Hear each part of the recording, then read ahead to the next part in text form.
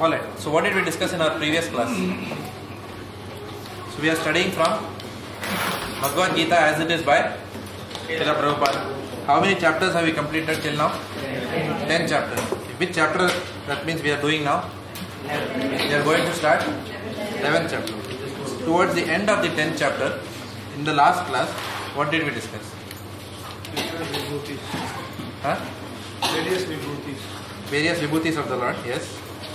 So what was the central idea of the whole discussion? Can anyone summarize in one sentence or two sentences? What was the essence of that section of Bhagavad Gita?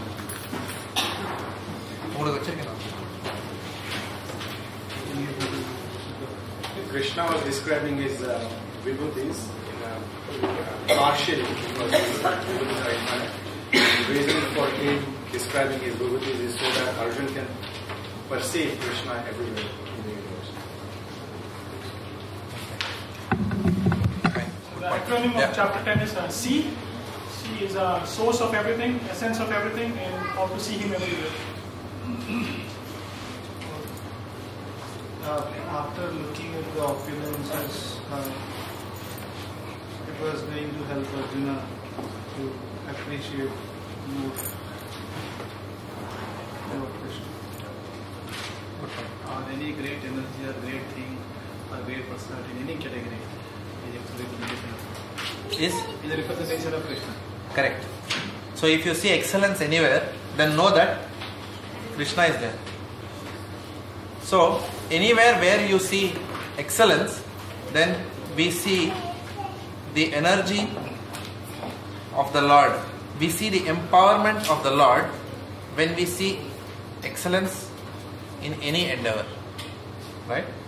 And Lord Krishna wanted to make Arjuna realize that I am the Sutre Manigana Iva.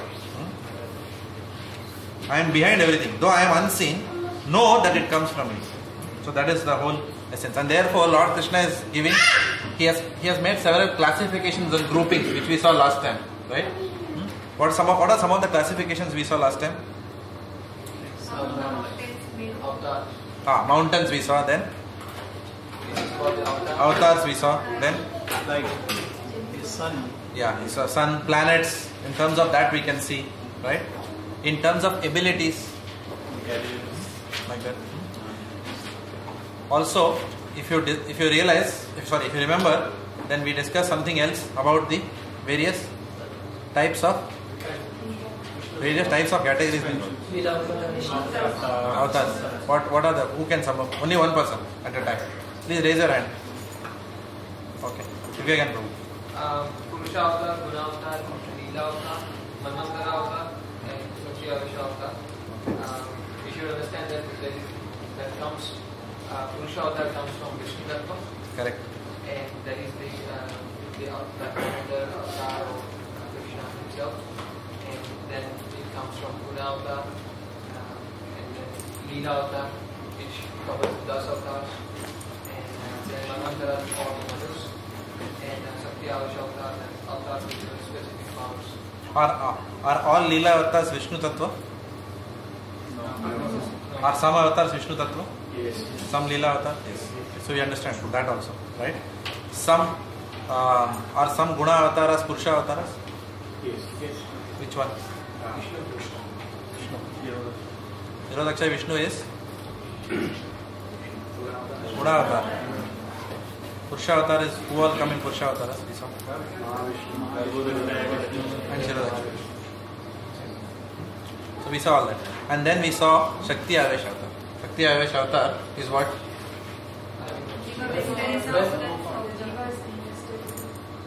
Understand with us? Very specific vibhuti. So that is Shakti. So Narad Muni is a Shakti Avesh avatar. Srila Prabhupada Shakti Avesh avatar. Like that. Parshuram Shakti Avesh avatar.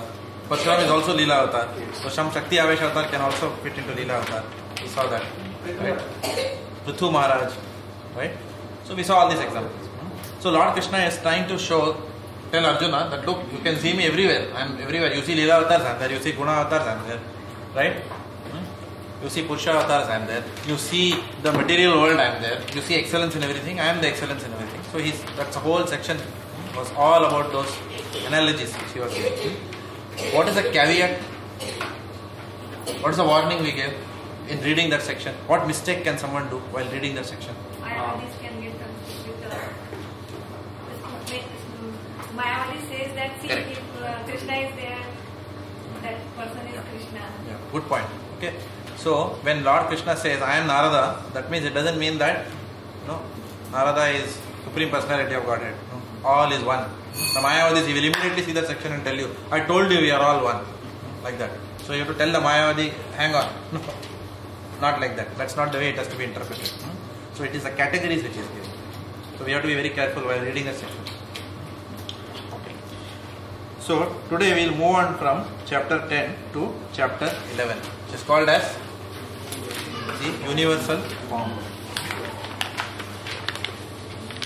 Now before we go, story time. Enjoy. Story time. So we'll discuss, before going into this chapter, the Falashruti of the 11th chapter of the Bhagavad Gita, called as the universal form. So Lord Shiva is having a conversation with Parvati as usual, because that's a conversation which is happening in Gita Mahatmya throughout, where Lord Shiva is continuously talking about the glories of each chapter of the Bhagavad Gita. So Lord Shiva tells Parvati that the glories of 11th chapter of the Bhagavad Gita is not one, it's not two. There are thousands of stories which can glorify the greatness of the 11th chapter of the Bhagavad Gita. Thousands of stories. But Lord Shiva tells, I'll tell you one of them, which we are going to discuss in the class. Please note down, this will come in the exam. On the banks of the Pranita river, I was just joking. Krishna Prabhu, which river was that? Pranita River. Beautiful. On the banks of the Pranita river, in the town of Megankara, there is a temple of Jagat Ishvara. What did he say? Temple of Jagat Ishvara is in which town? Let me refer before I ask you. The town of Megankara, there is a river called as Pranita river. Okay? And there was a Brahmana by the name Sunanda. 4 variables we have given you already now. Brahmana named Sunanda. Not Pranita. You get minus marks if you write that in the exam. Okay. We'll give you a match the column. That will be interesting. Okay. So there is a Brahmana by the name Sunanda. Now this Sunanda was a Naishtika Brahmachari. Naishtika Brahmachari, you know what do you mean by Naishtika Brahmachari? Who never spilled semen since his birth. Like that. So very powerful personality. So he used to sit in front of the Lord and daily recite which chapter of Bhagavad Gita? 11th chapter. Okay. And he used to remember which form of the Lord? The universal form of the Lord. Okay. It is said that he had complete control over his senses. And because of that, he could be in constant smaranam of the universal form of the Lord. Now this Sunanda, who was a Naishtika Brahmachari, he took a pilgrimage to Godavari. You know where is Godavari? Maharashtra. So he took, near Maharashtra, Nasik and Godavari. No? हाँ पंजाब में भी आता है भाई, माफ करना. You know, Godavari is also in Maharashtra, therefore I said. Yeah, Godavari is everywhere. Okay. So Sunanda went for a pilgrimage to Godavari, and from there he started for Vraj Dham, taking darshan of all places. He came to a town which has an interesting name. The name of the town was Vivian Mandela. I don't know. First I was seeing whether he went somewhere else out of India or whether he was in India. But yes, Vivian Mandela, this place. In this place, Sunanda, the Naishtika Brahmachari, who went on a pilgrimage, when he came to Vivian Mandela, he was along with lot of his associates, his friends, devotees, so many people, not devotees, I mean his friends group were there, associates if you can call, not devotees. Along with all his associates, they went to a dharamshala to take rest. In the morning, when they got up, Sunanda found that he could not trace any of his associates. All of them were gone. He couldn't know where they are. So, as he was wondering where they are, the headman of the town, whose name was, the town's name is Meghankara. So the headman of Meghankara came and suddenly fell at the feet of Sunanda. And he said, I cannot say where your associates are, but I know for sure that you are a pure devotee. And please, you don't go away from this place. You please stay. So, Sunanda said, okay, I'll stay on. And then the headman served Sunanda very nicely. After 8 days, a villager came to Sunanda and said that last night, one demonic personality, one Rakshasa who is staying in this town, that Rakshasa ate my son. So the villager came and told this to Sunanda. And then this person started narrating the story of this Rakshasa. He said that this Rakshasa indiscriminately used to eat the residents of that town. Indiscriminately. So they wanted to bring some law order. Okay, you eat, but don't do like this. So they had a compromise with this Rakshasa, saying that don't eat indiscriminately, we will provide you. Like that. Just like the Bakasura arrangement. We'll provide you. So the way your food will come in the form of residents of this dharamshala, where Sunanda was along with his associates, because they were outsiders, who will come. So the local people were protected. Like okay.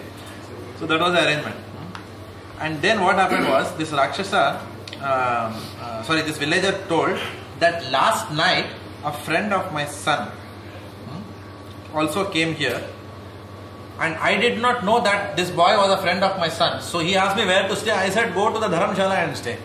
And then my son realized that, Daddy, what have you done? This was my friend. So that my son ran behind his friend to save his friend from that dharamshala. And then the Rakshasa ate my son also. And then the villager went to this Rakshasa and asked him, can you please return my son to me? Because he was not resident of the dharamshala. So can you return? To which the Rakshasa said that I can return your son only when I am free from this Rakshasa body. And I can be free from this Rakshasa body only by the mercy of a devotee who can recite. How did you know that? Chapter 11 of Bhagavad Gita. So such a person has to come and recite. Then I can. And not only that, then he has to sprinkle water on me after reciting the 11th chapter. So the villager then told the Rakshasa that yes, such a Brahmana is in town right now, who regularly recites the 11th chapter of Bhagavad Gita. And then Sunanda goes there to the Rakshasa. He recites the 11th chapter. He recites it 7 times and then sprinkles water on the Rakshasa and then frees him from the curse. So Sunanda asked a question that to the villager, fine, but what sin did this fellow perform that he is in this Rakshasa body first of all? What karma did he do? So it is mentioned, the villager told him that this Rakshasa was initially in the earlier lifetime, he was a farmer. Once he was doing his farming and he saw that there was a young man who was being attacked by a vulture. And despite seeing that the young man was attacked by the vulture, the farmer did not come to protect that young man. And a yogi was passing by that place. He saw that how careless how nirdayi, what is the English correct word? Callous is the right word. you know what's careless, how indifferent this fellow is, to the suffering of this fellow. So he cursed that fellow, saying that you will be the farmer, that you will become a wolf. He cursed him, saying that such people become wolves. That's what he said. Such people become wolves. And he also said that people, on the contrary, who see even a cow being harmed, they are protected by Lord Vishnu. And you saw, a human being being harmed, you didn't do anything. So such people become wolf. But I will curse you that you will become a Rakshasa, not a wolf. So the farmer said that, but what can I do? I was tired. I was working full day in the farm. I was tending to my fields. So therefore, I was so tired I could not save him. So the yogi said, no worries. Okay.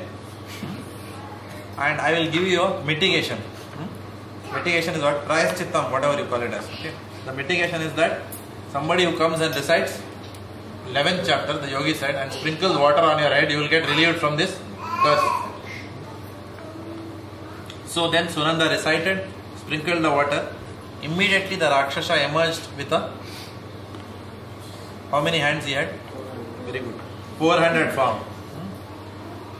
And then as he came out, the Rakshasa with his 400 form, he pointed out to one of the persons who was sitting in the transcendental plane, which had come. And in the transcendental plane there were 1,000 people sitting. So one of the persons he picked and told the villager, come here, this is your son, by the way. His son also had villager's son also had a 400 form. And then the father told, okay beta, chalo, time to go home, come, so happy to see you. So the son said, many times you and I have been father and son. Pretty much like that Chitraketu pastime. Many times you and I have been father and son. But now, by Sunanda's mercy, I am going back to my real home. So why should I come to your house? The son is telling the father, I am going back to my real home, to Vaikuntha. And then he tells his father, you also do the same. You also hear the 11th chapter of the Bhagavad Gita from Sunanda, and you will get Vaikuntha Prapti without doubt. Like that. And then he said, from Lord Krishna's mouth, these nectarine instructions came on the battlefield of Kurukshetra in reply to the questions of his friend Arjuna. The whole 11th chapter was recited as a response to Arjuna's question. And only by hearing and reciting this discourse can one break the tight knot which is binding us to the wheel of birth and death. And having said that, the plane departed. The father heard this. He took shelter of Sunanda and perfected his life, and the father also went back to Godhead simply by reciting the 11th chapter of Bhagavad Gita. So Lord Shiva tells Parvati, my dear Parvati, you have heard the glories of 11th chapter of Srimad Bhagavad Gita, which is capable of destroying all sinful reactions. So the 11th chapter of Bhagavad Gita is very powerful. That's what we are going to discuss.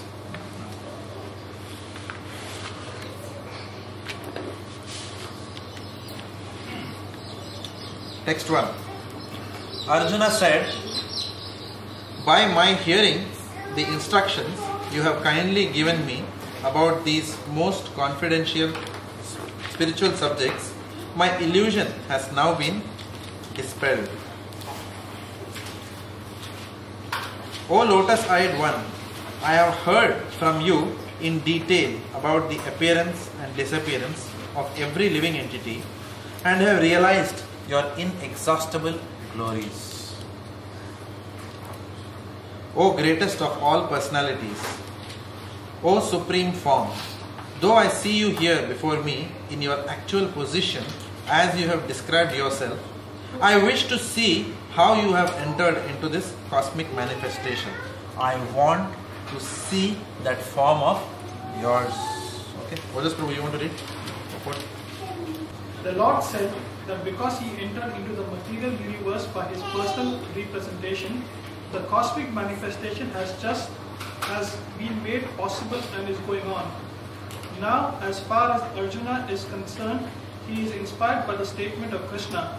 But in order to convince others in the future who may think that Krishna is an ordinary person, Arjuna desires to see him actually in his universal form, to see how he is acting from within the universe, although he is far from it.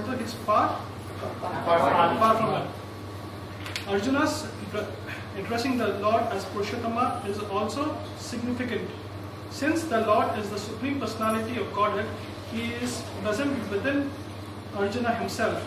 Therefore, he knows the desire of Arjuna and he can understand that Arjuna has no special desire to see him in his universal form. For Arjuna is completely satisfied to see him in his personal form of Krishna. But the Lord can understand also that Arjuna wants to see the universal form to convince others. Arjuna did not have a personal desire for confirmation. Krishna also understands that Arjuna wants to see the universal form to set a criteria, for in the future there would be so many impostors who would pose themselves as incarnation of God.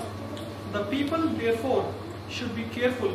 One who claims to be Krishna should be prepared to show his universal form to confirm his claim to the people. What are the points here? Whoever claims that he is Krishna, they should show his universal form.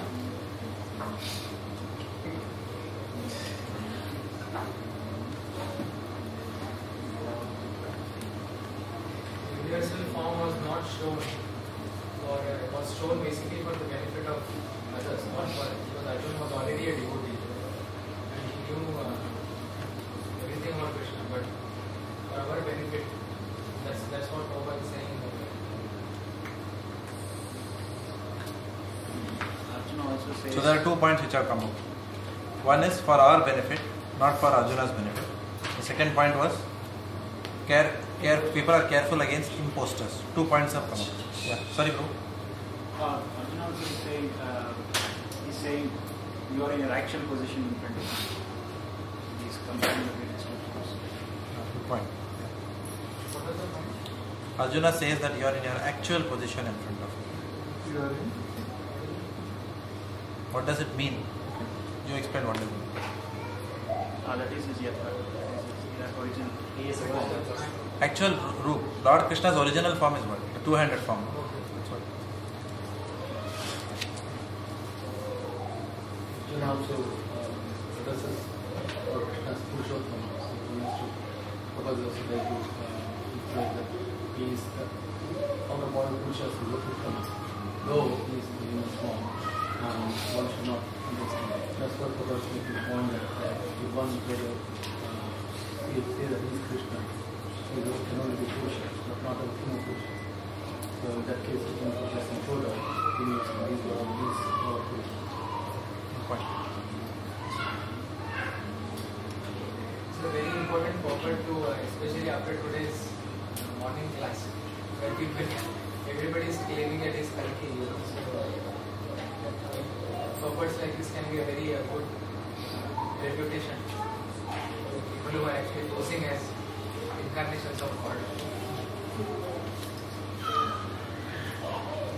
The desire to see for Arjuna is not like a mundane desire, which a lot of people have, want to see Krishna, want to see the universal form in order to follow the instructions what Krishna has given in Bhagavad.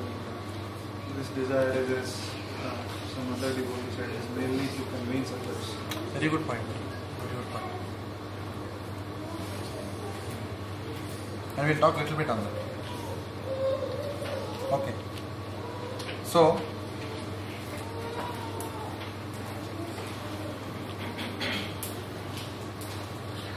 Arjuna does not want to, Arjuna is not a skeptic. Arjuna does not want to rely on the power of miracles to understand the opulence of God. He is happy simply by hearing from the Lord and then accepting Him as the Supreme Personality of Godhead. Not only that, he says earlier, he has also said that I have also heard from other sages. They have also confirmed All the scriptures corroborate to this fact that you are the Supreme Personality of Godhead. So I am completely satisfied. I don't want any evidence. Whereas the common people of this world, they want to see something supernatural. It's not enough for the common man to understand, to see nature and to appreciate its nature itself is a miracle, is it not? Radha Gopinath Prabhu, he mentioned somewhere that the huge sumo wrestler who is there, the WWF, who is that? Tatanka, he comes like that, he'll throw that fellow outside the ring. Even that fellow was packed inside the semen of his father, which had to be seen under a microscope. Now what kind of miracle more people want to see to understand the existence of God? So the people the atheists are foolish people. Okay. They are the ones who are not scientific. Sometimes believers of God are called as non-scientific, but the atheists are non-scientific because they think that there is no engineering behind this. They think nature has just manifested without anything. Neither can they comprehensively disprove the existence of Bhagavan. But it is common sense, you see. There is a beautiful logical arrangement in nature. The water goes up, forms clouds, clouds travel. An aeroplane goes through the cloud, nothing happens to it. Something may happen to the aeroplane, but nothing happens to the cloud at least. Sitting inside the aeroplane, we are all shivering. Right? But nothing happens to the cloud. It's like a water tank. Even an aeroplane goes through it, nothing happens. Whereas in Bombay, you put nice Syntex water tank, after a few years there will be some leakage from somewhere. Correct? If it's a plastic tank, you have to throw it. If it's a metal tank, you will have to weld it or put that M seal or whatever. There. So this is a beautiful arrangement. An apple comes out and then there is a seed. The seed falls on, another apple tree comes out. So nature is self-generating in that sense.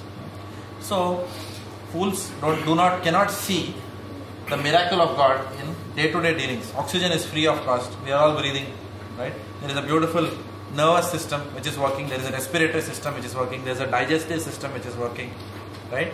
There is a brain which is working. There is a mouth which is having the capability to say that there is no God. Right?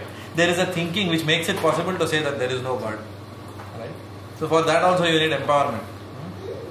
So people are not seeing all these things. People are very quick to admire Apple iPhone or something like that, but they are not admiring the original Apple. Right? So original Apple is a miracle. Apple iPhone may not be a miracle, but Apple itself is a bigger miracle. Right? Because if you put one iPhone into the ground, it will not give another iPhone. Correct? But if you put Apple seed, another will come. So this scientists cannot do. No, Prabhupada says, you scientists cannot produce. Prabhupada said you produce a fly, mosquito. No? Mosquito. You people produce mosquitoes and show me. Is that possible? Just imagine, you have to pack the whole, to just defy gravity, that mosquito, they have to make such a complicated arrangement inside. And the mosquito also has a respiratory system, digestive system. It's amazing. It's amazing, and people want more miracles. Prabhupada was saying one of the lectures that he can make a jumbo jet and all those things. Yeah. And why don't we sew a mosquito? Why don't we prepare a mosquito like a miniature creature and show? That's what he said. Correct. A mosquito doesn't require radar control. Today only we saw, Malaysian Airlines went down with 239 people on board. Just few hours back. Yeah, it's declared as crash now in the southern China Sea. Beijing. Huh? Beijing. Yeah. Kuala Lumpur to Beijing. Yeah, with so many Chinese on board, few Australians. Huh? 8 Australians were there. So this happens to a great airline, but a mosquito you will never find. A mosquito has crash landed or something like that, because it could not connect to the ground and it did not know where it was flying. It will come, bite you and go. Correct? And it has the power with one bite to kill a human being. They call it as what? Dengue fever in. Yeah. Huh? Dengue fever. Huh? Whatever. Yeah. So you can imagine. So this is the creation of the Lord. And people can't see this. Blind to it. So they want to see some more miracles on top of that. this morning in the Bhagavatam class I was explaining that this Kalki avatar, one person called as in Chennai, he is saying that I am Kalki avatar and my wife is Padmavati. Okay. And then the another person, he is saying that how this fellow can be Kalki avatar. He is not Kalki avatar because Kalki avatar, Bhagavan means Bhagavan has to be beautiful. And he has posted a picture of this Kalki avatar saying that does he look beautiful? No, like that. And then on top of that he is saying that I am Kalki avatar. And then he has put his own photograph. The original fellow looks better. And then he is saying Kalki avatar means his hand should have all the auspicious symbol. Does he have? He is challenging. Very good question. But he is not saying that my hand does not. Right? Then I was telling the third point. He says that Kalki, Bhagavan, the pastime is that when Kalki married Padmavati, the pastime was that Padmavati, she was given a boon by Lord Shiva, saying that whoever sees her with lustful eyes will become a woman immediately. So therefore many kings came to marry Padmavati, but she was destined to marry Kalki avatar, Mahavishnu only. And she was, Padmavati is goddess of fortune, Lakshmi Devi. Okay. So whoever the kings came for Swayamvara and all that, they all became her maid servants. Right? King se maid servant ho gaya Sita. So whoever saw this lady with lustful eyes became feminine. And this fellow, he used this logic so beautifully to prove he is Kalki avatar. He said that my wife was so beautiful that all men will soon and become almost like women in front of her. But I am the only one who dominated her for so many years. Therefore I am Kalki avatar, he is saying. That is his logic. And he is therefore saying that fellow is not Kalki avatar. So this is the world. And then when you talk to the disciples of the so-called Kalki avatar, why do you think he is Kalki avatar? They say that we took his paduka and kept on our head and some current we felt. Like that. So one of my godbrothers says that you can take electric socket also put on your head. You will get bigger current. That is natural arrangement for current. So is that what you want? To call someone as Bhagavan? Like that. So there is a lot of bogus incarnations. Once when I was in Bangalore, then we were told that quickly rush to the Bangalore airport. What is the main road? Bangalore road, where the Gem Wellington building. That fellow dancing that outside 24 hours. They dance like monkey and all. Kids camp. Yeah, kids camp. Yeah, Trinity Road. Full day that one fellow was hired for dancing there. I was just thinking how he is doing that. Poor fellow. Suit ke andar, like a monkey suit under, he is dancing. That's his job. He's paid for that. It's a miserable job, I can tell you. So there we heard that one of the so-called incarnations, he is going to show Virat Roop.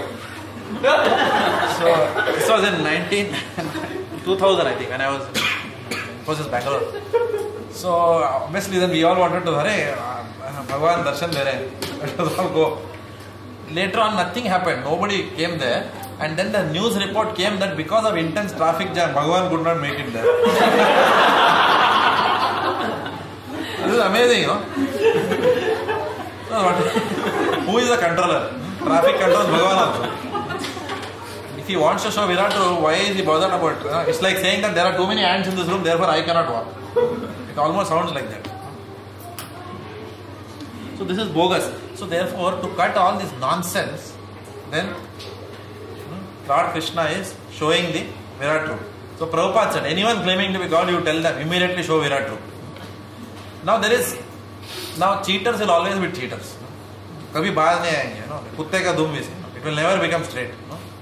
So somebody asked, you are supposed to show Virat Roop. You didn't show. No, I showed. But you didn't show. No, I showed.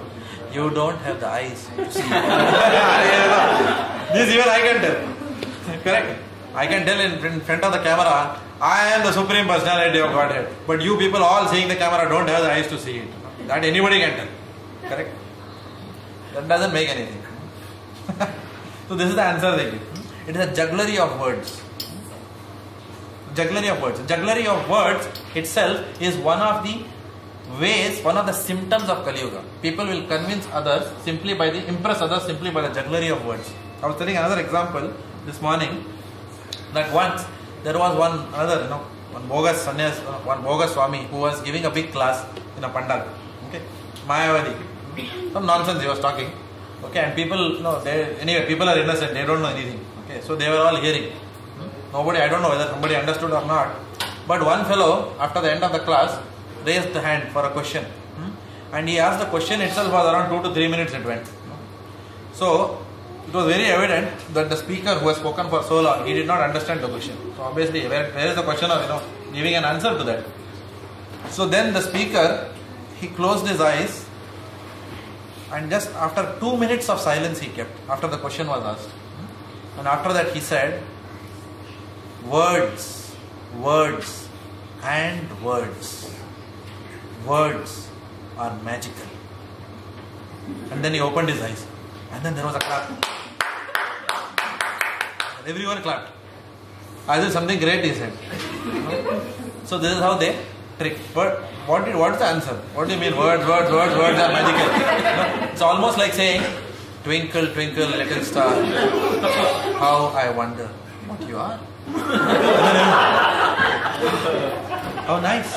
It's almost like that. What is the point? What have you said? There was somebody else, and then that fellow, and everyone clapped, except that fellow who asked the question. He said, when this rascal spoke for 45 minutes, that were not words. When I asked 2 minute question, that is words. And he is saying words are magical. No? So this is the hypocrisy of modern society. And these people then, simply because they can close their eyes and talk slowly and gently with a long beard, they pass off as incarnations. So therefore, immediately, of course, by chance if we are sitting there, we should say, can you please show your Virat Roop? Like that.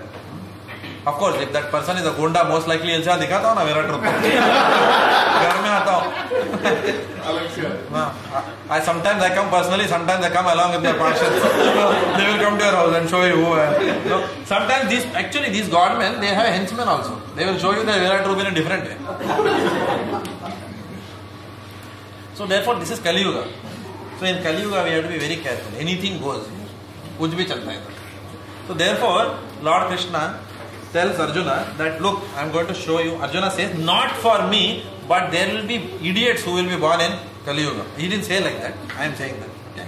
Because why idiot? Manda sumanda matayo, manda bhagya hi upadruta. Manda. Everybody is, buddhi is brushed in Kali Yuga. Anything they will believe. Therefore, for their benefit, my dear Lord, please show your universal form. So, although Lord Krishna is driving Arjuna's chariot, Arjuna knows that this person is not my chariot driver. He is the personality who pervades the entire universe. And Arjuna wants to see that all pervading form. He is begging the Lord. And Lord is also saying, please see, please see. He uses the word again and again. If you see in the ensuing verses, he will use that word. So therefore, after 2 introductory verses, Arjuna is asking Lord Krishna to reveal his universal form. Now it is mentioned that in Bhagavad Gita 10.16 also, Arjuna had asked the Lord to describe his unlimited opulence. Let's go back to 10.16.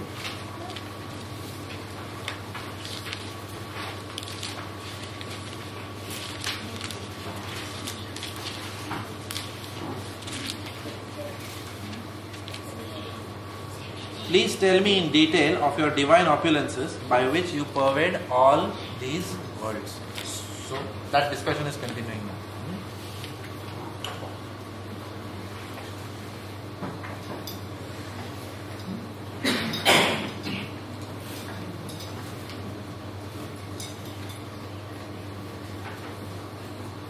So it's not that Arjuna is an illusion. Arjuna himself is admitting that my illusion is over now. His illusion is gone. Because Arjuna's illusion is gone,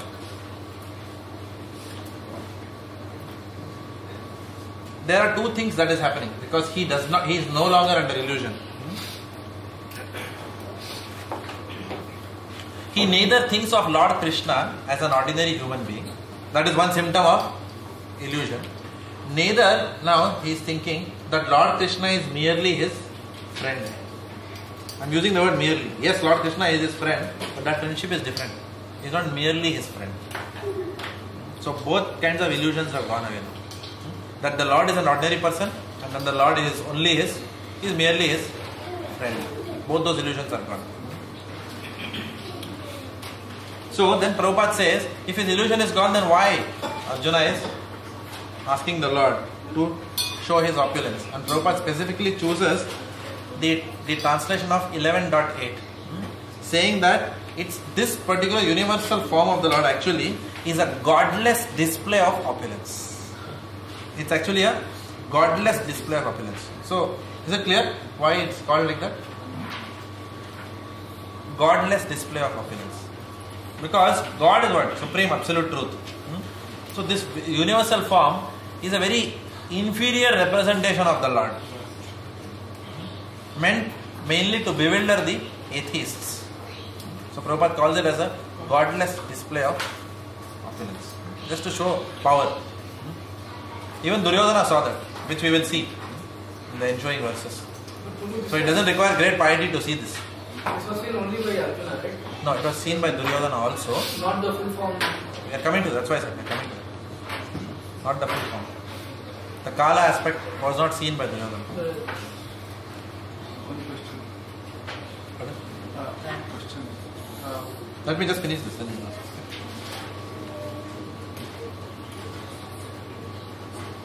So, what was one reason for showing the universal form of the Lord? For the benefit of others. What was the second reason? For the impostors?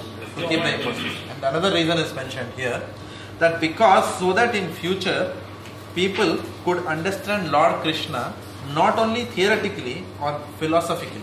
They will not say that Lord Krishna only theoretically and philosophically presented himself as a supreme, but actually presented himself as such. That was another reason. And then Arjuna continues to make this request of the Lord even in verse 4. And first Shashi Prabhu asked a question. What was this? One point you said that Arjuna's illusion was gone, that he was an ordinary man or a friend. But it comes very later on. Once he is shown, once he has seen the universal form, only after that he says to Krishna that forgive me for treating you as a friend. Why it is being said at this stage? So, it's not that only when Arjuna is begging forgiveness that his illusion is going away. Arjuna's illusion is already gone, because even in the earlier verses he says that I am completely accepting you as the Supreme Personality of Godhead. Even Asita, Narada, Devala, they all accept, so I have no doubt. So the moment you accept Lord Krishna with faith that he is the Supreme Personality of Godhead, your illusion is gone about who he is. So he is accepting. It is just that after seeing that, then he is making those statements, saying that I am very sorry, which he could have as well said here, but he is choosing to say it after seeing that, because now he is. There is also that mood which he is developing. The Lord is showing that whole form, and there is a whole different atmosphere, and then he says, "Oh my Lord, my God, is this big?" No, he couldn't conceive that it is this big. It could be, but he always trusted him. You mentioned that godless display. Does it also mean that Krishna himself is not interested in displaying his? He's showing only for the benefit of non-devotees and not for the benefit of. Not for devotees. So he himself is not very keen to show his universal form. He himself is not very keen to show. This is also one. Even in Srimad Bhagavatam, in many sections we have seen that it's a very inferior form. Devotees do not even aspire to see the universal form. We'll talk more about it as we go along. But Prabhu, again, sir, here it says you're saying only you could see because you are my devotee. You are a friend. That's what Krishna says. So how do you understand that? So the Lord has to empower somebody to see his universal form. Yeah. So how can it be inferior? Because in the 200 form, Krishna was seen by crores of people who were standing there. Right from the soldier to Maharashi, even animals, anybody could see Krishna presented to them. But the universal form only Arjuna could see, and Krishna himself says that nobody else has seen it before. So that way, how can it be inferior to? So if you understand this verse, Nitya, this is the verse. kabhu sadhya nae. Nitya Krishna Prema. Nitya Krishna Prema kabhu sadhya nae. Shravanadi chitta siddhe karilo uday. We have to understand that we cannot see the Lord through our eyes. We have to see the Lord through the holes of the ears. Okay. So though Kauravas are also seeing, Duryodhana was also seeing the Lord, right? But he was not seeing the Lord. That's not the way to see the Lord. The way to see the Lord is initially through the ears. And by seeing the Lord through the ears, then Shravanadi Chitta Shuddhe Karilavadaya. When the Chitta Shuddhi happens, then the vision, Om Ajnana Timirandasya Jnana Anjana Shalakaya. Then through that, then you are empowered to see the Lord. Again, going back to, His Holiness Radhanath Swami, when he says, this vision is awarded by the Lord. Okay, so he chooses. So it's not, we can't say that, even the Pandavas were seeing. It's just like, for example, if my grandmother is traveling on a plane, on a flight, and next to her John Travolta is sitting. He doesn't mean anything to her. She has not heard of John Travolta. She doesn't care a fig who is John Travolta. Correct? I have nothing against him. A great star. But I'm just giving an example what came to my mouth. Or if Sachin Tendulkar is sitting there, and my great grandmother were to sit next to him, she will not even know. Maybe my grandmother also wouldn't know. She will say, some boy was sitting. Correct? So the way we see. In fact, there's a very interesting analogy. Just mentioned that there are two examples of seeing how it is. So, somewhere it was shown. I think Radha Gopinath Prabhu or somebody was lecturing that a beautiful woman is standing, okay, and then a man, a lusty person is seeing that woman, okay, and then next to them the tiger is also seeing the same lady, but both are seeing the lady differently. Correct? So that is one example of how seeing can itself be a different experience for different people. Another beautiful example, my godbrother Chaitanya Charan Prabhu, he gave. I just loved this example. He said that once there was one carpenter who was blind since birth. Right? You give him carpentry job, quickly he'll finish it. Tak, tak, tak, tak. He knows this tool. Like that, tang, tang, tang. Job ready. Like that. And then what happened was, one day, he was talking about congenital defect versus something else. And then somehow, by some operation, he got his vision back after many years. And then all the tools were kept in front of him. What happened? He couldn't work. He couldn't do the job. He said, what is all this? He had to be explained that this is what you were using all these years. And now he couldn't function. Right? And then he had to close his eyes, and then he was given, this is that. So, because his vision was completely different of that than what you and I are seeing. It's like that. So, this is called as vision. So, this vision can be very imperfect also. Was it true example? No, it's a true example. It's a true example. In fact, there is another true example also, what Gaurang Prabhu gave in one of the classes. He said that one day, and he said, it's happened, it's a real life experience which happened, that, in India, those trains are there, which go here and there. Bombay, Howrah train, which takes 2 days to go, like that. So, in the, whatever sleeper compartment, there was, some people were sitting here, and there was one around 35-year-old man, and his father was around 65-year-old father. They were sitting, and the 35-year-old man was sitting on the window seat, right? And then, as the train was passing, the 35-year-old man was, like this he was sitting in the window seat. Who sits like this? Children. You sit there, hey, father, tree, he is saying, oh, goat. No. So, इधर परेशान हो गया सामने वाले लोग. बोलता है क्या है, सटका हुआ है इसका. They say, gone mad or what? Why he is talking like that? So then, and they were completely upset, and they were actually getting irritated and very angry with him. And then the father told them that actually this person was blind and he is just coming back from an operation. He is seeing the world for the first time. So he is trying to show me whatever I have. He has learned 35 years of his life. He is now realizing these are the things. And then it said that their anger immediately changed and they all started crying. It was such a touching moment. So this is vision. So therefore, yes, Duryodhana was also seeing Krishna. But that is not the way to see Krishna. you are seeing nothing actually, in one sense. And so were the Kauravas, so were so many Pandavas seeing. So see the Lord, we need eyes. And also when Krishna was in front of everybody, everybody else was covered with Mahamaya potency. He was covered with Mahamaya potency. People could not really see who he was. Because people were covered with Mahamaya. Mahamaya, yeah.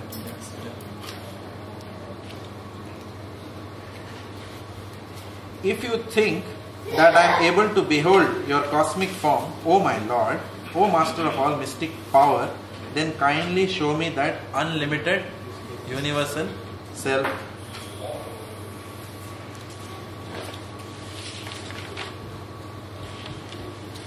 Jyoti Mataji, you want to read? It is said that one can neither see, hear, understand, nor perceive the Supreme Lord Krishna by the material senses. But if one is engaged in loving transcendental service to the Lord from the beginning, then one can see the Lord by revelation. Every living entity is only a spiritual spark, therefore it is not possible to see or to understand the Supreme Lord. Arjuna, as a devotee, does not depend on his speculative strength, rather he admits his limitations as a living entity and acknowledges Krishna's inestimable position. Arjuna could understand that for a living entity, it is not possible to understand the unlimited infinite. If the infinite reveals himself, then it is possible to understand the nature of the infinite by the grace of the infinite. The word Yogeshwara is also very significant here because the Lord has inconceivable power. If he likes, he can reveal himself by his grace, although he is unlimited. Therefore, Arjuna pleads for the inconceivable grace of Krishna. He does not give Krishna orders. Krishna is not obliged to reveal himself unless one surrenders fully in Krishna consciousness and engages in devotional service. Thus, it is not possible for persons to depend on the strength of their mental speculations to see Krishna. What are the points here?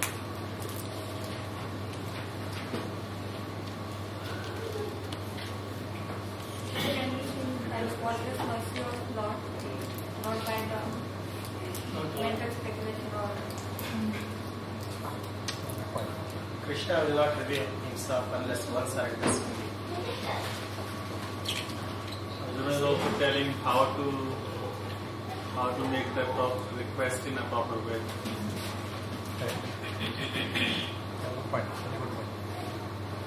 The same point, how you mentioned Bhakti is not avoided, but not achieved but avoided. Similarly, Krishna reveals himself. It's not the same lines as also devotion.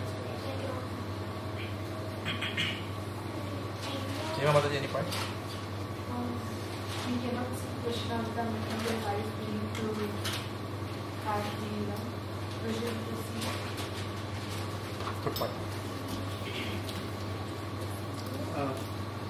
Qualification to see the Lord is the mercy of the Lord, which comes from devotional service. And Arjuna is pleading here, is not ordering. These are two good points here. This is the gist. What you said. So, it is mentioned that the Lord is infinite. We cannot understand the infinite without the grace of the infinite. It's not possible to understand otherwise. So, Arjuna is addressing the Lord as Yogeshwar. Yogeshwar means master of all mystic power, which indicates that Arjuna believes that Lord Krishna, by his own power, can show me his universal form. That's why he is addressing him as Yogeshwar in the specific context. And he is also addressing Lord Krishna as Prabhu. Prabhu means, indicates one with capacity, power and strength to show the universal form. The original Prabhu. In actual life, it's the Matajis who show the universal form. No? No, I'm just joking. But actually, Prabhu is the one who should show universal. No, I'm just joking. Put on camera. Huh? Not sure, we see. We see. They're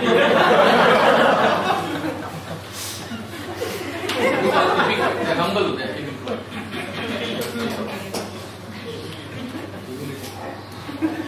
So after universal form showing, Lord Krishna was able to get prasadam after that. I don't know about you. And me also. So the word Yogeshwar is mentioned here because the Lord has got inconceivable power. If He likes, the Lord can reveal Himself by His own grace. Although He is unlimited. Therefore Arjuna is pleading the Lord. He is pleading the Lord that please show your universal form. So Chaitanya Charan Prabhu makes a very wonderful point here. He says that the nature of false ego, I like this sentence very well, so you can note down if you like. The nature of false ego is to demand and complain. Subiksha Mataji, the nature of false ego is what? To demand and complain. Like that. That is the nature of false ego. Okay. Whereas the nature of humility is to beg and wait. The nature of false ego is to demand and complain. Whereas the nature of true humility is what? To beg and wait patiently. What is that verse? Utsaha Nischaya Dhairya. So patience is required in devotional life. We have to follow the 4 regulative principles, chant 16 rounds and wait till Lord Krishna opens the doors for us. So that is humility. Waiting means just not, no, I am just waiting. No, not like that. Waiting means that life gives us many tests. So we have to go patiently through those tests which life gives us, still retaining our faith. Sometimes it happens, even in our Bhakti Vriksha programs, don't be surprised if someone is nicely chanting 16 rounds and you are almost saying that this is the best product of our Bhakti Vriksha, only to find that they become Rafu Chakkar. Rafu Chakkar means Bhagavad. Simply because some event might happen in their lives. मेरा cousin मर गया. वो तो इतना अच्छा आदमी था. अभी क्या है? I was almost convinced Krishna is supreme, chanting since 1 year, 1.5 years, 2 years, but because my cousin brother or someone I loved died, therefore Krishna does not exist. Don't be surprised if this happens.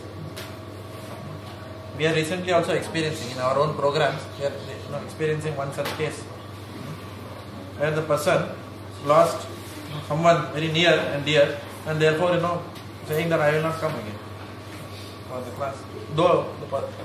Though despite several other challenges, the person was coming. Despite so many challenges, the person was coming. But then when this thing happened, one near and dear left, then lost faith. So our faith should not be so fickle that can be shaken. So that is the test. So when you say Utsaha Nischaya Dhairya, it's not very simple. Utsaha, Hare Krishna, when Madhav Prabhu gaate hain to kitna utsaha se main naachta hu. It's not like that. Utsaha means when life gives you those tests, then still are you enthusiastic? Still is your faith unshaken? That is real Utsaha. And are you patient? No, I am getting beating after beating, even after chanting. But am I still patient to continue, go through that? Just like the aircraft. Once you go inside, what choice you have? Nothing. Oh, we are experiencing some turbulence. No, we cannot say, plane ko ghumao yaar, ho gayo. No, we can't say like that. You have to go like that through the turbulence. Correct, no? You can't do anything. So therefore, we don't have any choice. In that sense. The only choice we have is to continue chanting. We can't do anything else. We can be angry with the Lord. मैं नहीं chanting करूँगा. नाराज हो तेरे से. Because you gave me such a test. He'll say, okay. Correct. So we have only one choice. To chant or not to perform devotional life or not to perform devotional life. There is no choice for anything else in this world. That's only one choice here. Prabhupada says, surrender antarmukhi or bahirmukhi. Turn your face towards the Lord and keep it there all the time. Or enjoy and suffer in the material world. So, Lord Krishna is not obliged. He is not obliged to come in front of us. So Arjuna is begging. Arjuna knows that. And seeing Arjuna's humility, that he is begging and he is patient, then Lord Krishna also responds with humility to Arjuna and offers to show Arjuna the opulences which he has described in chapter 10 of Bhagavad. The Supreme Personality of Godhead said, "My dear Arjuna, O son of Pritha, see now my opulences, hundreds of thousands of very divine and multicolored forms. O best of the Bharatas, see here the different manifestations of Adityas, Vasus, Rudras, Ashwini Kumaras, and all the other demigods. Behold the many wonderful things which no one has ever seen or heard of before. O Arjuna, whatever you wish to see, behold at once in this body of mine. This universal form can show you whatever you now desire to see and whatever you may want to see in the future. Everything moving and non-moving is here completely in one place." You want to read?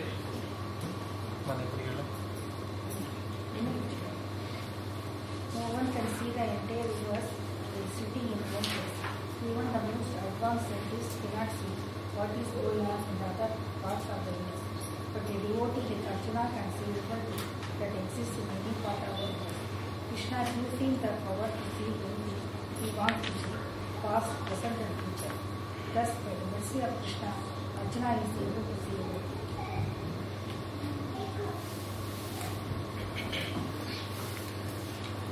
So Prabhupada says that Lord Krishna uses the word Pashya 4 times in the last 3 verses. You see, Pashyadityan, Pashyadya, and Pashya me Partha Rupani. Use Pashya, Pashya, Pashya. 4 times in the last 3 verses, emphasizing that Arjuna should see this wonderful universal form which has been never before seen. And then the Lord shows him the complete universal form. Now, the universal form which the Lord showed to Arjuna, another very important philosophical point, is not the same universal form which he showed to Duryodhana. Duryodhana, when Lord Krishna went as the messenger of peace, he went with the message of peace to Duryodhana. At that time, he just said, okay, maybe you can give a few villages to the Pandavas. But Duryodhana said, not even that much of land to drive a pin in the ground.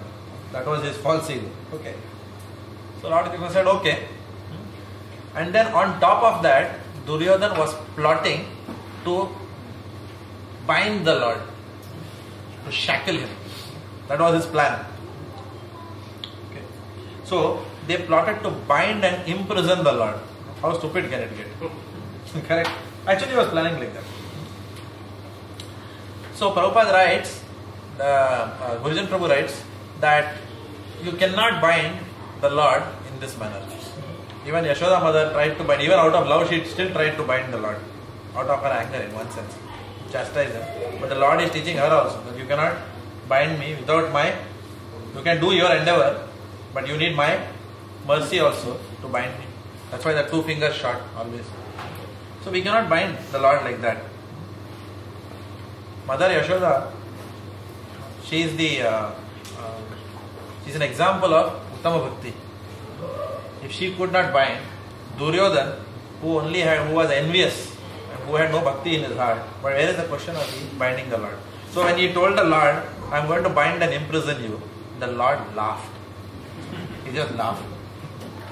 He said, you cannot bind one who exists everywhere. How can you bind such a person? I exist everywhere. Where will you bind me?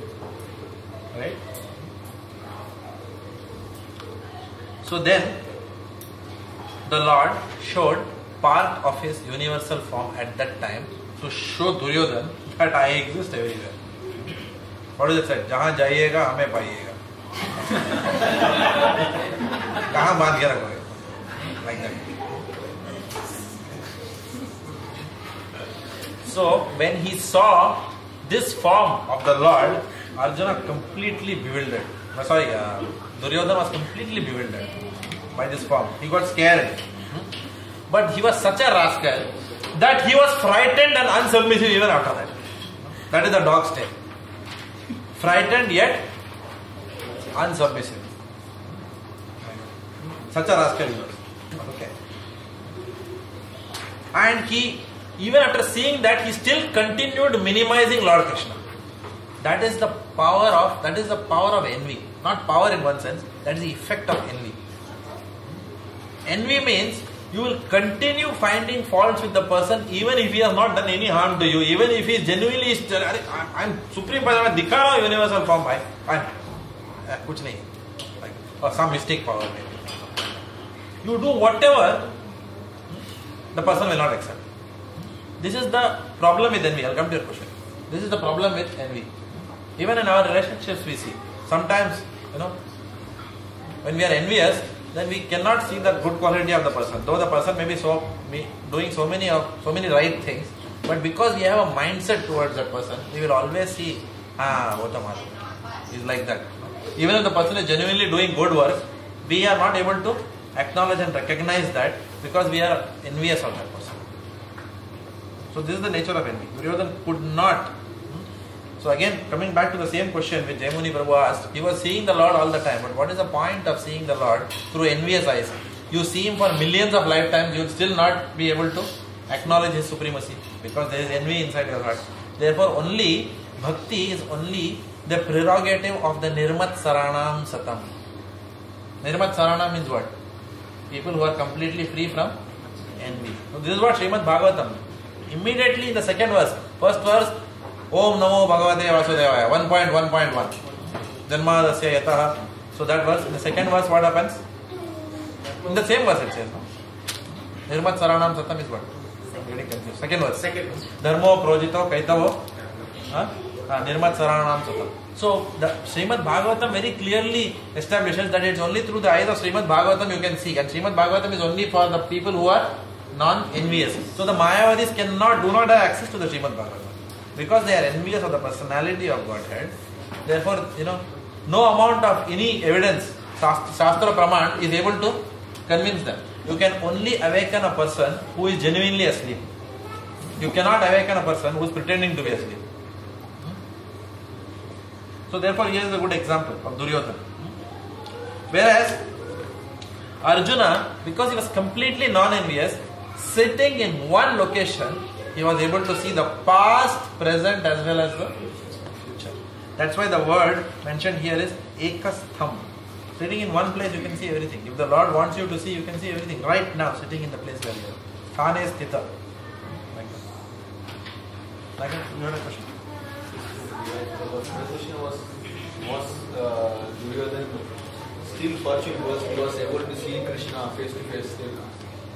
Was he poised more, maybe better than me? Still he could see Krishna as face to face. He must be having a lot of pious activity, so that that's why he was able to see Krishna. Who, Duryodhana? Yes. Is that a question or a comment? No, this is my question. Was he more pious? That's why he was able to see Krishna face to face. Even though he was Indian, but he was able to see Krishna. He was present when Krishna was there. Even though he did not recognize Krishna, he could see Krishna face to face. He could see even this part of Virat Rupa. That means, does it mean that he is pious or no? Again, coming back to the same point, he is not seeing Krishna. Krishna cannot be seen through the eyes. We have to understand it in that way. Krishna cannot be seen just by, you can't physically see Krishna in that way and understand Krishna. Yes, he saw him in one sense. Because the sunlight was there, he was not blind, so he saw. So he saw. But that doesn't mean anything. It just doesn't mean anything.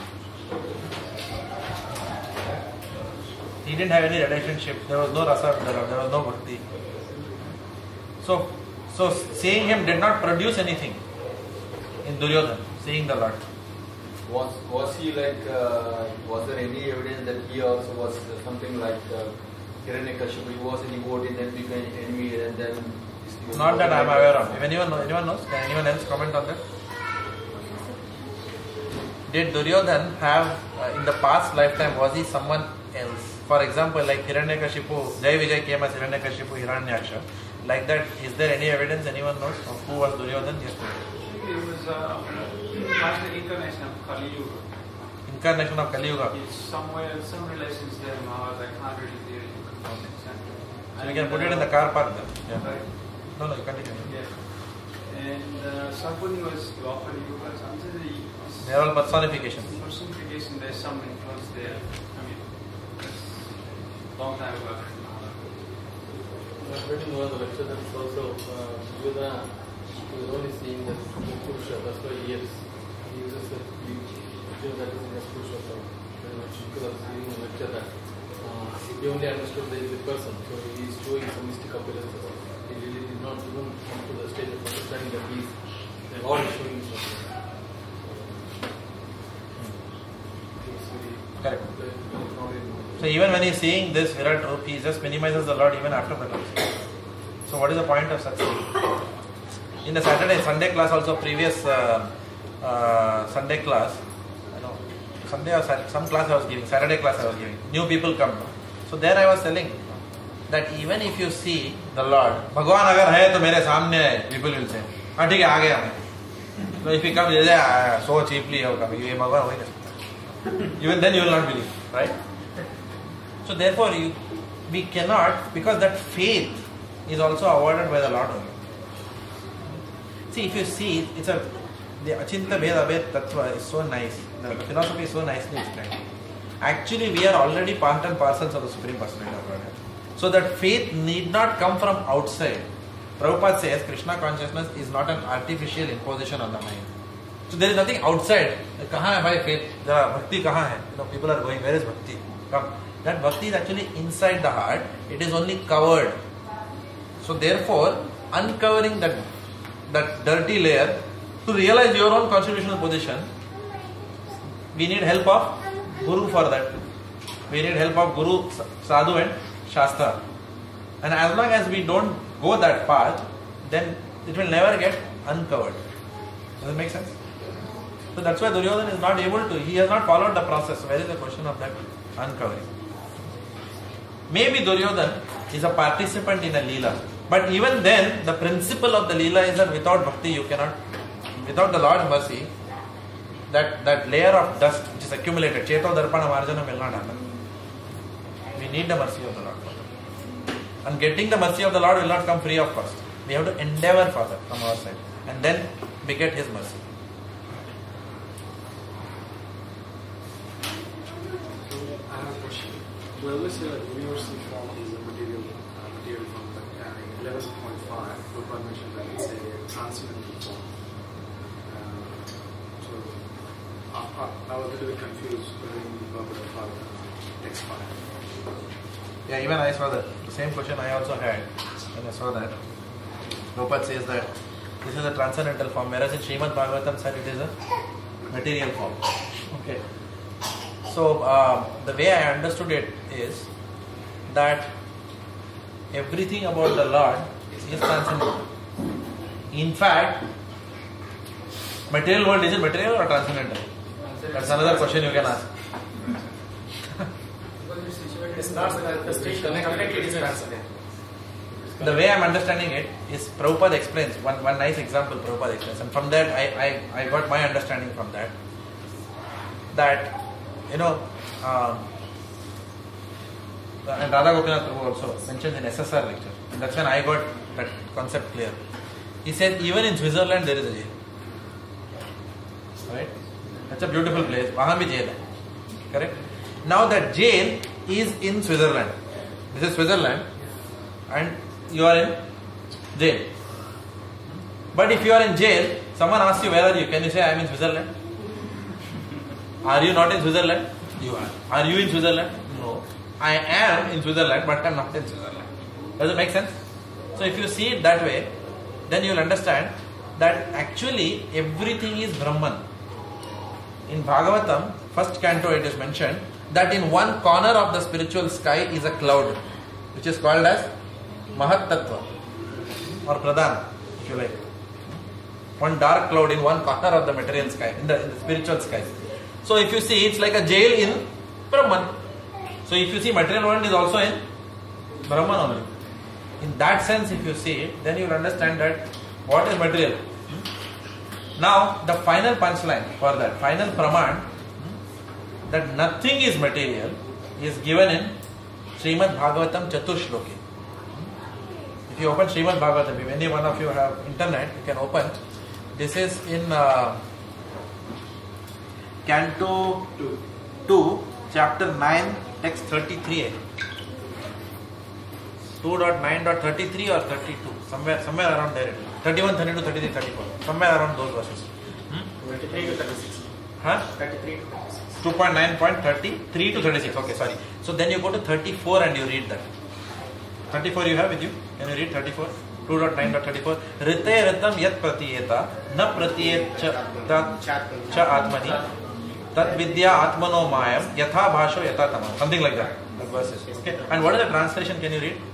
O Brahma, whatever appears to be of any value, if it is without relation to me, has no reality. No, it is as my illusionary energy. That reflection which appears to be eternal. So if you really meditate on that, it's very powerful. It clarifies so many things. So the Lord is saying that actually there is nothing material.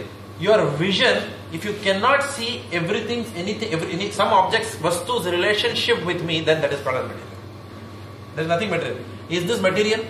No. It's not, depending on how you see it. If it's material, if I kick it with my leg, why do I do like this? Instinctively. Why do I do like this? Why do I do like this? Just material or tin and something. No. It's the way we see it. Therefore, a devotee, you will find a devotee never kicks anything. Suppose someone says, okay, give me the pencil box. You know, kick from here. In India, the culture is also there, no? You don't even keep the book on the floor. Even a normal book you will not keep on the floor. Even if you are reading that, what is the Illustrated Weekly or some, Reader's Digest, you will not keep it on the floor. You will say that book, even if it is something. So why? Because naturally we are taught to see Krishna in everywhere, in every single object. So even accidentally in India that culture is there. If you keep a foot on someone, then you do like this. And in Australia, when accidentally we keep and we do like this, then the fellow is like it's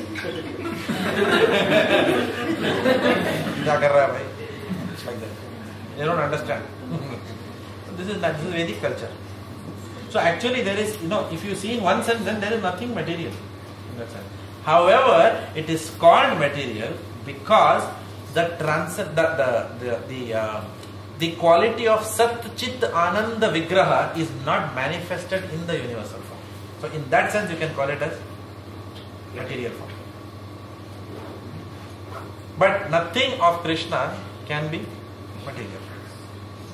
So if a devotee, see for example, Arjuna is seeing the universal form, still he is seeing it as Krishna only. Therefore then it is transcendental. So beauty lies in the eyes of the beholder. So something which is transcendental or not, it lies in our eyes. It's up to us. If we are Jivan Mukta, everything whatever we do and see everywhere is transcendental. Right? Prabhu, can you also say that it is all material because it is manifested only in the material world and not... Correct. That's another very good point. Yes. It's because the Virat Rupa is manifested only in the material world. In one sense, you can say that when Lord Krishna, again that happened in the material world, when he ate dirt, then what Yashoda mother also saw inside was almost the cosmic, the whole universe was shown. In that sense, the material, millions and billions of universes we saw. That was, so in one sense that was also there. So Mother Yashoda is also seeing that. So devotees also see that. But a devotee, when they see, then their devotion doesn't go down. Whereas when Duryodhana saw that, it was meant to bewilder him. So nothing connected with the Lord is material. If you consider anything which is not in relation to Him, then know that that is illusion. That is what that verse says. Rite ritam yat pratiyeta na pratiyeta cha. That is one of the Chatushlokis of Srimad Bhagavatam. The four most important verses of Srimad Bhagavatam. 2.9.33, 34, 35, 36. It may be worthwhile by hearting those verses and remembering. There is an answer in Google. I don't know whether it's related to Prabhupada's philosophy, but it says Duryodhan in his previous birth was a great warrior named Suryodhana, and he was motivated, that's why, by the idea of fighting, no matter what he was told or shown. He still wanted to go on fighting from his previous birth of being a great warrior. Even Karna, it is mentioned, was something like that. In the previous lifetime, he was very envious, and he wanted to fight with Nar Narayan Rishi. I forgot the past name. Sahastra Kavach, his name was. It's a big story. If you want to hear that, you can. One of my godbrothers, Govind Prabhu, he has given a lecture called as Lessons Learned from the Mahabharata. You have heard that, Mataji? Very nicely, Govind Prabhu explained that. You said that nothing is material, depends on how the person sees it. Then Krishna at the same time has got different energies, and one of the energies is material. That's what we call materialism. And the material does exist at the same time. Then nothing is material. As I said, everything is Brahman. That's why a self-realized person sees Brahman everywhere. He sees his mic, he sees Brahman. You and I see it material. Because the concept of material world, the concept of seeing something material is illusory. Please try to understand. The material world, see, Brahma Satyam Jagat Mithya means what? That is what Shankaracharya philosophy is. Okay? And Prabhupada cuts that, Vaishnava philosophy cuts that. Because they say the material world is false, it doesn't exist. But no, it exists. This microphone exists. But it is illusory for me to think that this is material. Because I am an illusion, I am seeing it as material. So the material world itself is, in that sense, illusory. When you become self-realized, you will see only Brahman everywhere. You will never see anything as matter. Does it make sense? But is that Brahman of lower and lower? No. It's Brahman. Simple. Then why do we say that Krishna has got different energies? One of them is external energy, which is because the external energy gives you the illusion to see things as material. That gives without connection to Him. The moment you don't see the connection of a vastu to the Lord, then it becomes material. That is what that verse says, no? Riteyatam yatpatyata. Again, you have to go back to that. Keep meditating on that verse. No relations. Yeah, anything which is not in relation to the Lord can be called as material. You can very well be in the temple and everything will be material. The bell of the temple also will be material. The statue, that lady, one day, that lady was saying, no? One lady in the temple was saying, where is God? He said, there are statues here of God. No, she said. No. I said, no, this is not statue. And I told her, this is not like that, some statue of a great political leader or someone. Latta Saman ka statue bana ke rakha hai udhar. It's not like that. It's not that kind of statue. This is Archa Vigraha, right? So it's not statue. But then the people see it as a statue. If you see it as a statue, what is there? The thing is, statue hai, acha hai.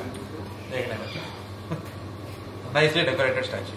So, that's all people will see.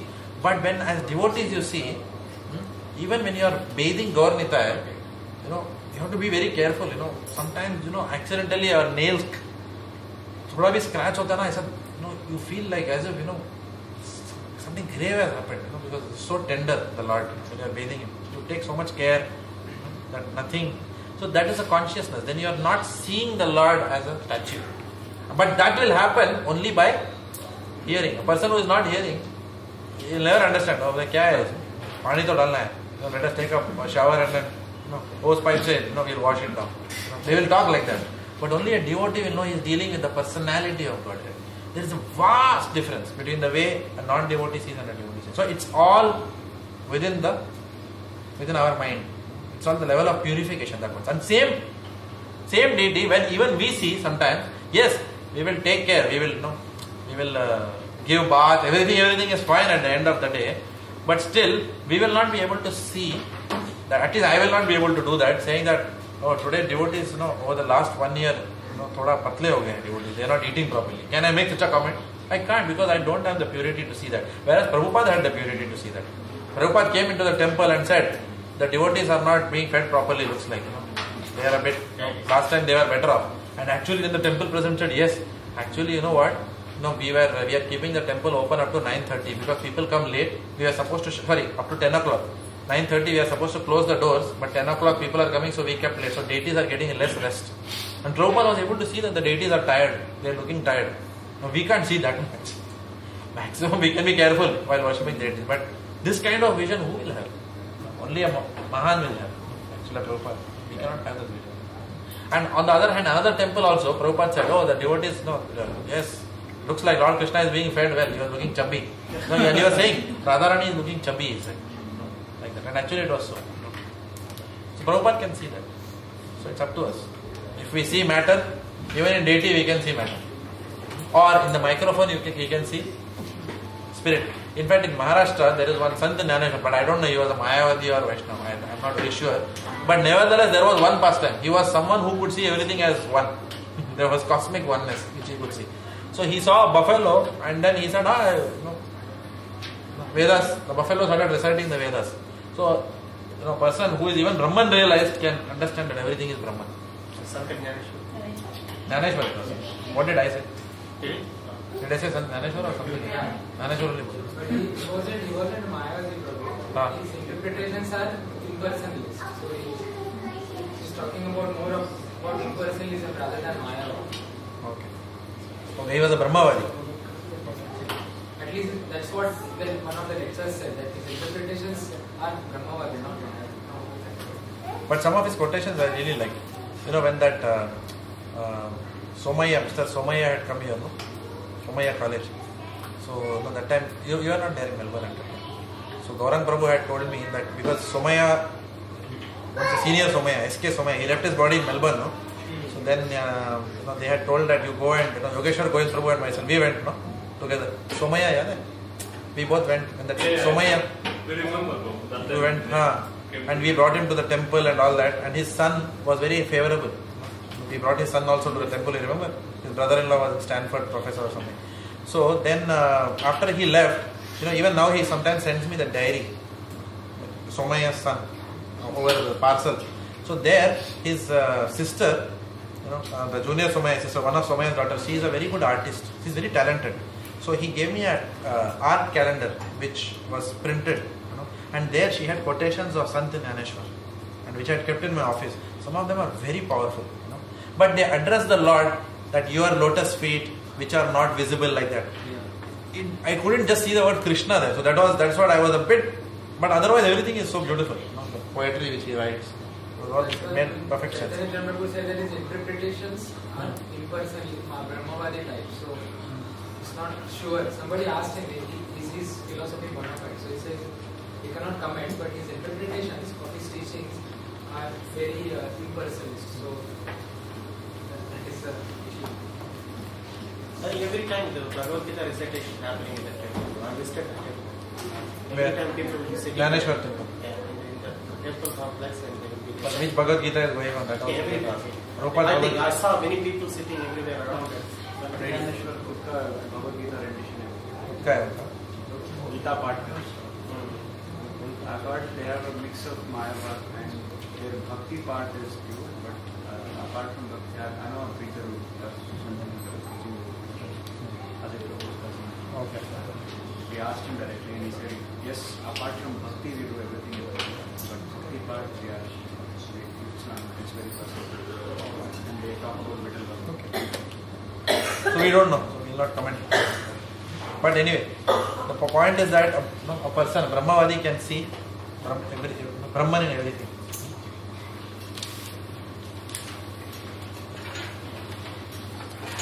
But you cannot see me with your present eyes. Therefore I give you divine eyes. Behold my mystic opulence. So, the Lord is giving Arjuna divine eyes or divine vision.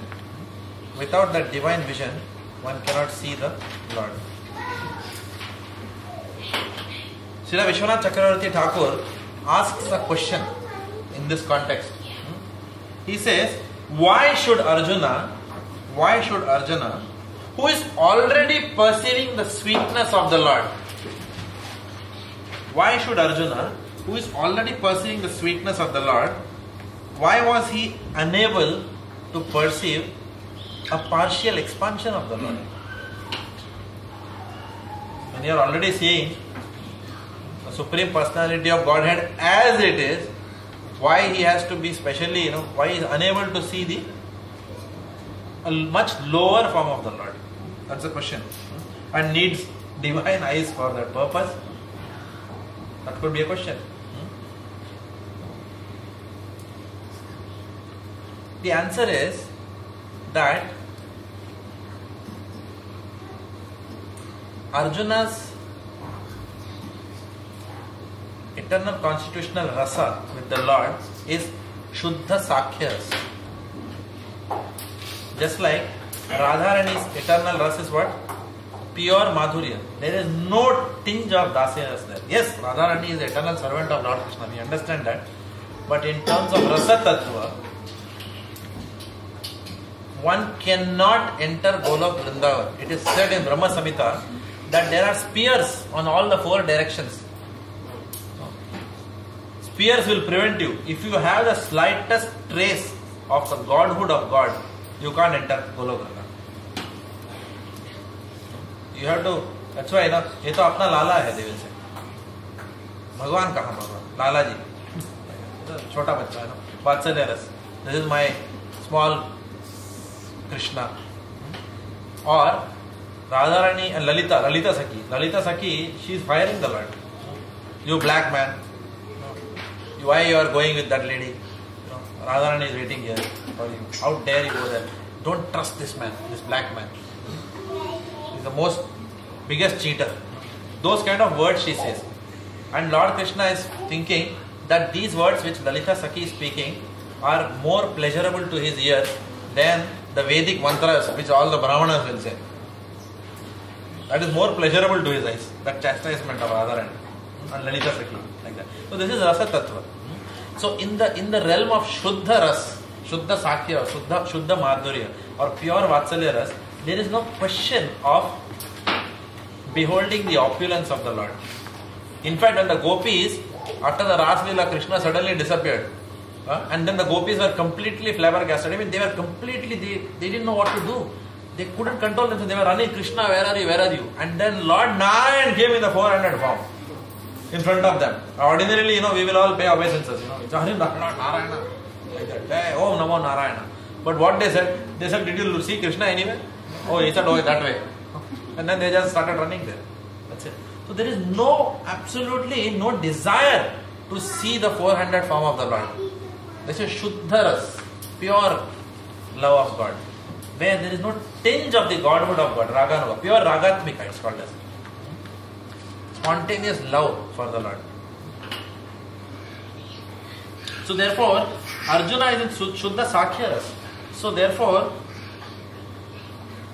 for him it's a challenge to perceive the Godhood of God in that sense. Krishna is his friend, and actually he is his friend.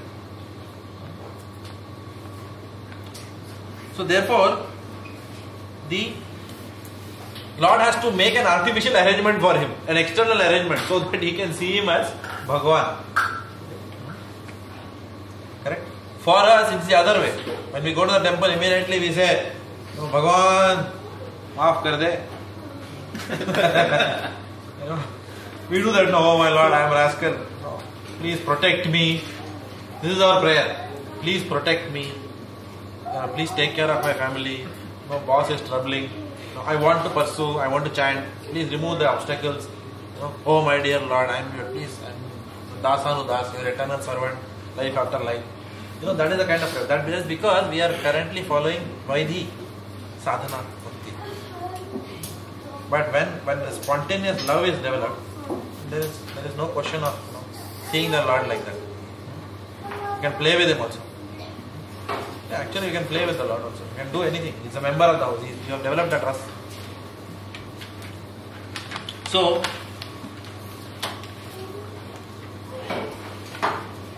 Uddhava, it is mentioned in Brihad Bhagavatam. Uddhava, when he goes, especially in the Brahmara Gita, Radha Gopinath Prabhu was giving a class the other day. We were listening in my house.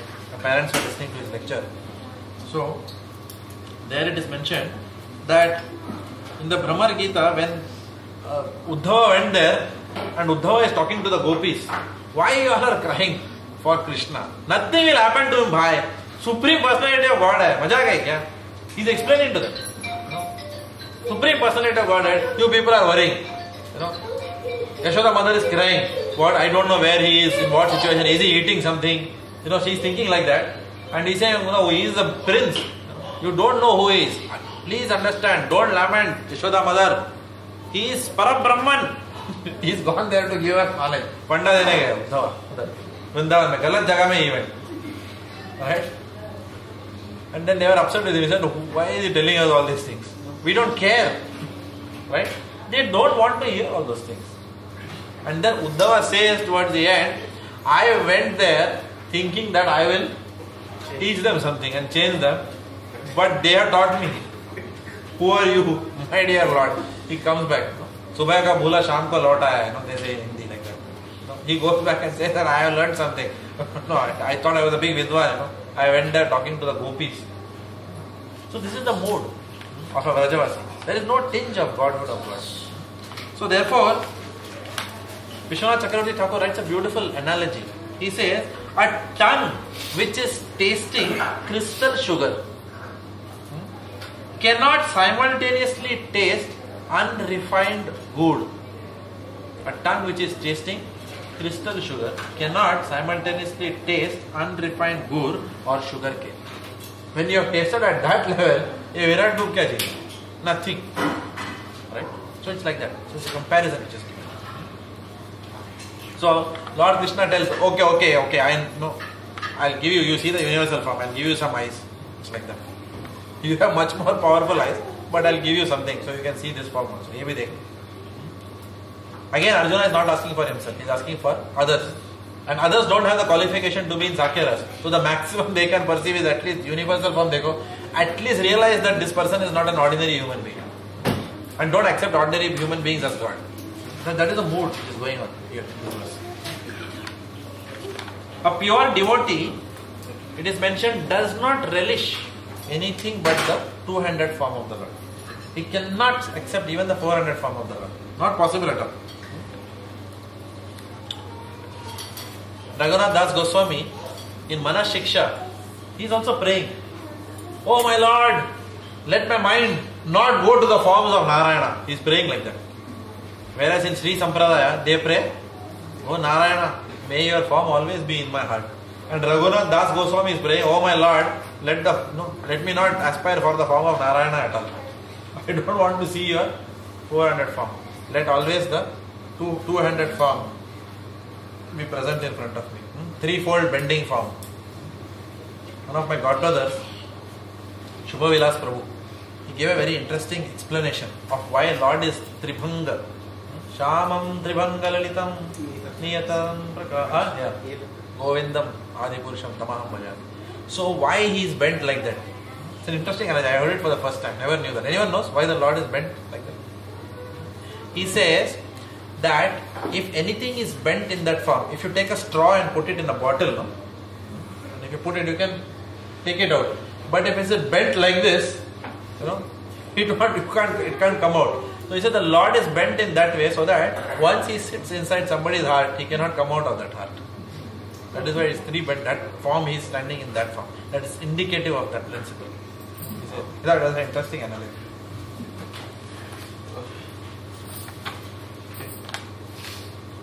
So in Manas Shiksha, Raghunath Das Goswami in verse 4, he says, oh my mind, abandon the attachment to the two-handed Narayana. Abandon the attachment to residence in Vaikuntha. He is praying like that. I don't want to see the four-handed form. I don't want Sarupya Mukti. I don't want Salokya Mukti. I don't want Sharishti. He is praying like that. Because this liberation is of two types. One is dominated by the desire for happiness and opulence. One type of liberation is dominated by the desire for happiness and opulence. And the other type of liberation is dominated by the desire for selfless loving service. So, Srila Rupa Goswami, again, he also reiterates this point. He mentions about Haridas Thakur in his Padyavali. He is mentioning that my mind, enchanted by the brilliant bluish flash, whose complexion like Tamala sapling, who is always found in forest groves on banks of Yamuna. He is saying, let my mind always meditate on that bluish flash. So there is no desire to see the four-handed form. What to speak of the universal form of the Lord. So that is the mood which Prabhupada is bringing out in this verse. Therefore, Srila Prabhupada explains that the universal form of the Lord is not at all important for a devotee to see. And also it is mentioned that the playmates, Gurujan Prabhu writes that the playmates of Krishna are so immersed in pure love that they do not even know that the person who they are wrestling with is the Supreme Personality of Godhead. Because sometimes they win over him in the wrestling match. So they take him as their personal friend. Therefore, Arjuna needs this special vision. And as if to corroborate that, it is mentioned that Arjuna's mind actually was not filled with Vishaya. Vishaya means what? Material conceptions. His mind was not filled with Vishaya. Okay. So his mind was not filled with material conceptions. If your mind is filled with Vishaya, then in order to see the Lord, then your mind has to be changed to see the Lord. Therefore, Prabhupada writes in the purport that Arjuna's mind need not be changed at all, because his mind was never towards materialistic conceptions, right?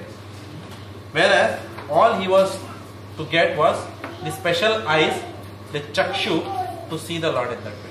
There was nothing to do with his mind. His mind was already flowing towards Krishna.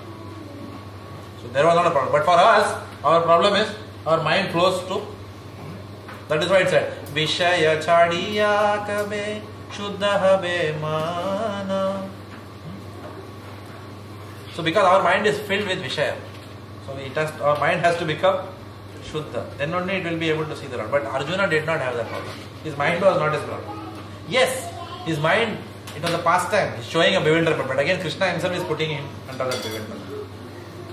Tanchalaye manak Krishna, he's saying. But actually, in his eternal constitutional position, his mind is always flowing towards God, in pure sanctity. So that is the mood of this verse. Verse number 8. Sanjaya was able to see. That is also coming now. Yeah. Correct. Sanjaya was also able to see. Yeah. The war ground. Though Sanjaya was not present, even he is seeing. Just imagine. So you don't have to be even present there to be able to see that.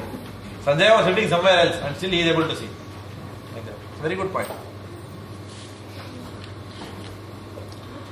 That's what is coming up next. Sanjaya said, O king, having spoken thus, the supreme lord of all mystic power, the personality of Godhead, displayed his universal form to Arjuna.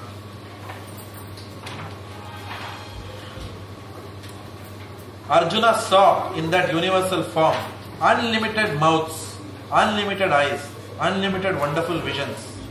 The form was decorated with many celestial ornaments and bore many divine, upraised weapons.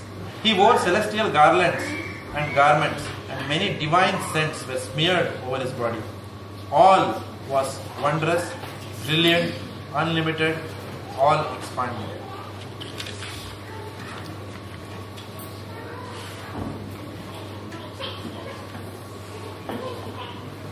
So, as my father was pointing out, Sanjaya is also empowered now to see the universal form of the Lord. And he now starts describing Arjuna's vision. We will see verses 12 onwards in the next class. Here the word Divya is used 4 times in these 2 verses to describe the extraordinary nature of the ornaments, the weapons, the garlands and the fragrances of the universal form. That's why the word Divyam is emphasized here so much. Also the word Anek is used. Anek indicates many unlimited manifestations which are distributed throughout the universe. Unlimited manifestations distributed throughout the universe. So on one hand Divya and on one hand Anek. So this is Adbhut, wonderful, the universal form to see. So now Sanjaya is explaining that. And in the next class we will continue from here, from verse 12 onwards. Prabhupada ki.